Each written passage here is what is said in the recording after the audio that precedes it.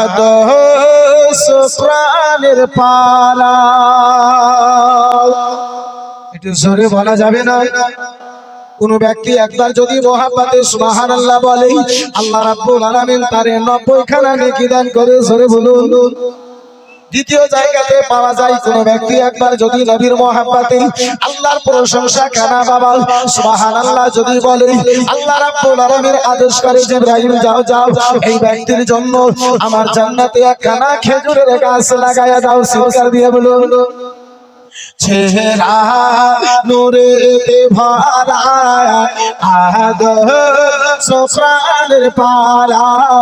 চেহারা নূরে ভরা আদর্শ প্রাণের পারা।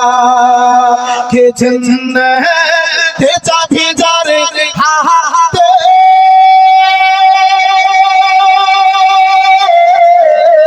জান্নাতে চাবি যারে হাতে, তিনি উম্মতের সাহারা। চেহারা নূরে ভরা আদর্শ প্রাণের পারা। চেহারা নূরে ভরা আদর্শ প্রাণের পারা। চেহারা নূরে ভরা আদর্শ প্রাণের পারা। খুশবু ঘামের ফোঁটাতে ধু ধু ব্যথা মিটাতে। খুশবু ঘামের ফোঁটাতে ধু ধু ব্যথা মিটাতে।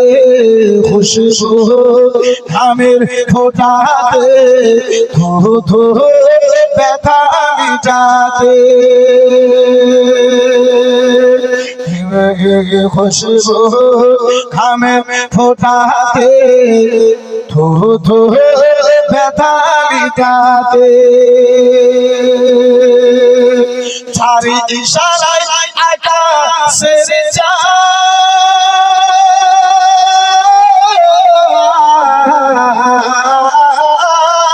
চার আঙুলের ইশারায় আকাশের চাঁদ হই গো পারা। চেহারা নূরে ভরা আদর্শ প্রাণের পারা। সুরে বলা যাবে সুবহানাল্লাহ। বন্ধু আমার, বিরাদার মুসলমান, আমি আলোচনা করতেছিলাম আব্বা যারা আমার হযরতে খুবাইব উমরের সামনে রয়েছে। আমার খুবাইব বলে, ভাইজান উমর গো, তুমি জানতে চেয়েছো উমর আমার শরীরে কেন দাগগুলো রয়েছে? উমর বলে, হ্যাঁ হ্যাঁ ভাইজান, আমি কেন জানতে চাই তোমার শরীরে এই দাগগুলো কেন দেখতে পাওয়া যায়? বলো বলো ভাই, কেন তোমার দেহে দাগগুলো দেখতে পাওয়া যায়? তোমার সারা শরীরে কেন দাগগুলো দেখতে পাওয়া যায়? হযরতে খুবাইবের দুই চোখে যেন জল চলে এসেছে আব্বাজি। হযরতে খুবাইবের দুই চোখে যেন পানি চলে এসেছে। রাদার হযরতে খুবাইব কান্না করতে আরম্ভ করেছে। দুটো হাত আমার উমরে ফারুক আযম ধরে নিয়েছে। ভাইজান কোন এমন কষ্ট হলো? ভাইজান কোন এমন তোমার দুঃখ হয়েছে? বলো বলো বলো ওগো উমর। রাসূলুল্লাহর মুহাব্বতের দাগখানা শরীরে রয়েছে। বলে, ভাইজান একটু জিজ্ঞাসা করতে পারি? একটু জানো আমি জানতে পারি ভাই? হযরতে উমর ফারুক আযম রাদিয়াল্লাহু তাআলা আনহুকে আমার খুবাইব রাদিয়াল্লাহু তাআলা আনহু যেন বলতে লাগলেন, ওগো উমর গো, এই মক্কার জমি ছিল উমর গো। রাসূলুল্লাহ যখন আমার কলমার প্রচার করেছিলেন, নবী দু জাহান আমার যখন কলমার প্রচার কানা করেছিলেন, উমর মহব্বতে কয়েকজন মাত্র রাসূলুল্লাহর কলমা পড়নেওয়ালা গণেরা ছিলেন। তার মধ্যে একজন আমি ছিলাম খুবাইব। আমি রাসূলুল্লাহর কলমা কানা পড়েছিলাম উমর। ও উমর আমার কলমার কবর কানা ওই পাপিষ্ঠ আবু জেহেলের কান পর্যন্ত গিয়েছিল।